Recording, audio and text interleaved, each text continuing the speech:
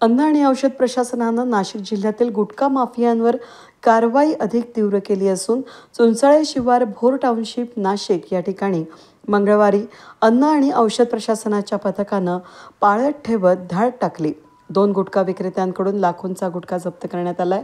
अन्न औषध प्रशासनाला मिळालेल्या गुप्त माहितीच्या आधारे सागर कोठावदे यांचं राहत्या घरी छापा टाकला असता घरामध्ये हिरा पान मसाला, विमल पान मसाला, वाह पान मसाला आणि सुगंधित तंबाखूचा एकूण साठा 26,158 रुपये किमतीचा विक्रीसाठी साठवून ठेवल्याचं आढळलं.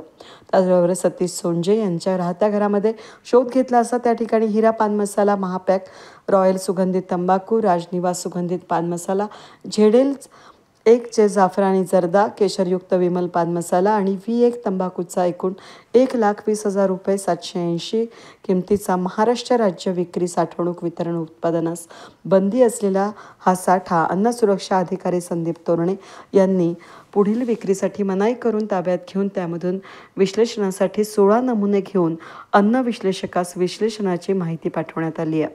त्याचबरोबर विक्रेत्यांविरुद्ध हा साठा त्यांनी कुठून कोणाकडून आणला, त्याचबरोबर पुरवठादार उत्पादक हे शोधण्याच्या कामामध्ये अंबड पोलीस स्टेशनला फिर्याद तोरणे यांनी दाखल केली आहे.